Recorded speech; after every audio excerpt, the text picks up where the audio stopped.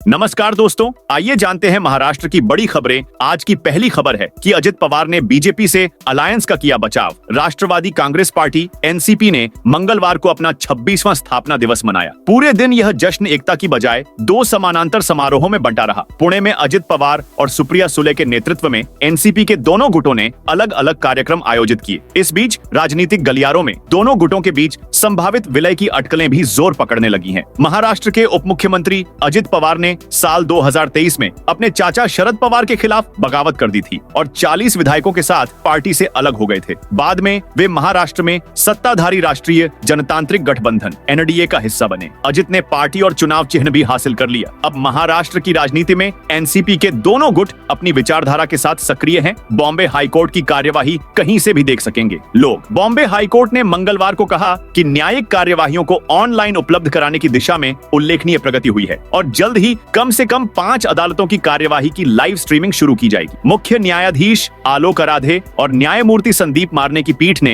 यह टिप्पणी उस समय की जब याचिकाकर्ता एडवोकेट मैथ्यूज नेडुम्पारा ने अपने वकील सुभाष झा के साथ अपनी याचिका का उल्लेख किया। पीठ ने कहा, काफी प्रगति हुई है। फुल कोर्ट ने कुछ अदालतों की कार्यवाही के लाइव स्ट्रीमिंग के लिए प्रस्ताव पारित कर दिया है। तकनीकी व्यवस्थाएं की जा रही हैं। चिंता न करें, पहले 5 कोर्ट की कार्यवाही लाइव होगी। इसके लिए बुनियादी ढांचा तैयार किया जा रहा है। काश हमारे पास कोई जादू की छड़ी होती। 3,500 से अधिक शिक्षक स्थानांतरित। छत्रपति संभाजीनगर जिले में 3,678 शिक्षकों को तबादले के लिए पात्र बनाया गया है, जिसमें से 1,476 शिक्षकों को श्रेणी 1 का लाभ मिलेगा। सोमवार रात करीब 12 बजे तबादला पोर्टल बंद कर दिया गया। प्रशासन के निर्देशानुसार श्रेणी 1 और 2 के लिए आवेदन करने वाले शिक्षकों के दस्तावेजों के सत्यापन की प्रक्रिया मंगलवार 10 तारीख को जिले भर की सभी पंचायत समितियों में चल रही थी। श्रेणी 1 और 2 के शिक्षकों के दस्तावेजों के सत्यापन के लिए संबंधित पंचायत समिति के गट विकास अधिकारी, गट शिक्षा अधिकारी, तालुका स्वास्थ्य अधिकारी, सार्वजनिक निर्माण विभाग के उप विभागीय अभियंता की त्रिस्तरीय समिति ने सत्यापन किया। 1 जुलाई से शुरू होना असंभव विद्यार्थियों के शैक्षणिक हितों को ध्यान में रखते हुए शिक्षा निदेशालय ने जूनियर कॉलेजों में 50% प्रवेश पूर्ण होने के पश्चात अथवा 1 जुलाई 2025 जो भी पहले हो से कक्षा 11 की कक्षाएं प्रारंभ करने की अनुमति दी थी। हालांकि कक्षा 11 में प्रवेश में तकनीकी गड़बड़ी के कारण घोषित संशोधित कार्यक्रम के अनुसार कक्षा 11 की कक्षाएं 1 जुलाई 2025 से प्रारंभ होना असंभव है। हर साल 11वीं कक्षा में प्रवेश प्रक्रिया में देरी से छात्रों को पढ़ाई का नुकसान होता है, इसलिए इस साल 10वीं कक्षा के नतीजे 15 दिन पहले घोषित किए गए। साथ ही चूंकि हर साल 11वीं की कक्षाएं शुरू होने में देरी होती है,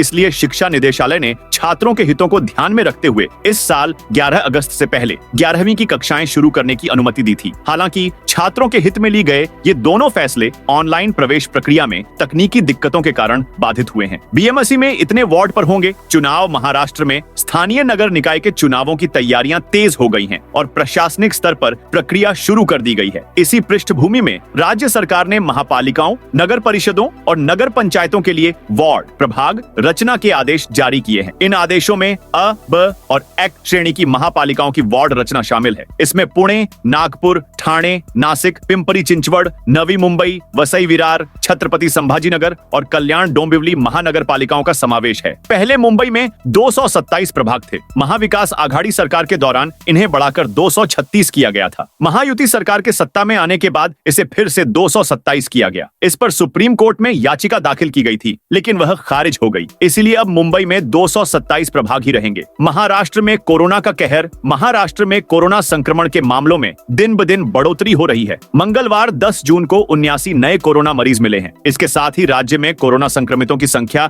1593 तक पहुंच गई है। मुंबई में सबसे ज्यादा 719 मरीज सामने आए हैं। जनवरी 2025 से अब तक राज्य भर में 18,103 कोरोना जांच की गई है, जिनमें से 1,593 लोग पॉजिटिव पाए गए हैं। अब तक 959 मरीज पूरी तरह ठीक हो चुके हैं, जबकि 615 मरीज सक्रिय हैं। इन सक्रिय मरीजों में अधिकांश को हल्के लक्षण हैं और वे घर पर ही इलाज करा रहे हैं। गांवों में खाद की उपलब्धता का रास्ता साफ। राज्य में कई प्राथमिक कृषि आरण सहकारी समितियों के पास उर्वरक बेचने का लाइसेंस है। सहकारिता एवं विपणन विभाग के सचिव प्रवीण दराड़े ने कृषि विभाग को उर्वरक बेचने का लाइसेंस रखने वाली संस्थाओं को पर्याप्त मात्रा में उर्वरक स्टॉक उपलब्ध कराने का आदेश दिया है। खरीफ सीजन की पृष्ठभूमि में राज्य में उर्वरकों की मिलावट की शिकायतें बढ़ रही हैं। इसके अलावा राज्य में करीब 21,000 प्राथमिक कृषि आण सहकारी समितियां हैं। पालघर में स्वास्थ्य कर्मियों की हड़ताल। पालघर शहर की सफाई करने वाले ठेका कर्मचारियों ने वेतन वृद्धि के वादे पूरे न होने पर हड़ताल कर दी है, जिससे शहर में कई जगहों पर कचरे के ढेर लग गए हैं। नए कचरा ठेके को लेकर तत्कालीन महापौर का बयान कि नवनियुक्त ठेकेदार स्वास्थ्य कर्मचारियों को बड़ी वेतन वृद्धि देगा, झूठा निकला है। इसके कारण शहर में 19 कचरा गाड़ियां बंद हो गई हैं और सड़क और सीवर की सफाई का काम भी ठप हो गया है। हालांकि ठेका स्वास्थ्य कर्मचारियों की मांगों को लेकर 2 दिनों तक चली चर्चा और वेतन वृद्धि के आश्वासन के बाद दोपहर में हड़ताल वापस ले ली गई। देवेंद्र फडणवीस के फर्जी हस्ताक्षर वाला नियुक्ति पत्र। 40 गांव में 3 संदिग्धों के खिलाफ मामला दर्ज। जिले के 40 गांव तालुका में एक युवती को मुख्यमंत्री देवेंद्र फडणवीस के फर्जी हस्ताक्षर वाला नियुक्ति पत्र देकर मंत्रालय में नौकरी दिलाने का वादा कर ठगी की गई। इस मामले में 3 संदिग्धों के खिलाफ 40 गांव शहर पुलिस स्टेशन में मामला दर्ज किया गया है। संदिग्धों द्वारा और भी कई लोगों से ठगी करने की आशंका होने के कारण पुलिस इस संबंध में जांच कर रही है। एसटी की स्मार्ट ई बस में क्या सुविधाएं उपलब्ध हैं? महाराष्ट्र राज्य सड़क परिवहन निगम एसटी के बेड़े में जल्द ही स्मार्ट ई बसें शामिल की जाएंगी। इन बसों में यात्रियों को नई नई सुविधाएं मिलेंगी। एसटी की स्मार्ट ई बस AI तकनीक पर आधारित एकीकृत सुरक्षा प्रणाली से लैस होगी। एसटी निगम ने भी ई वाहनों को बढ़ावा देने के लिए राज्य सरकार की नीति को अपनाया है और भविष्य में खरीदी जाने वाली 5000 स्वयं के स्वामित्व वाली बसों में से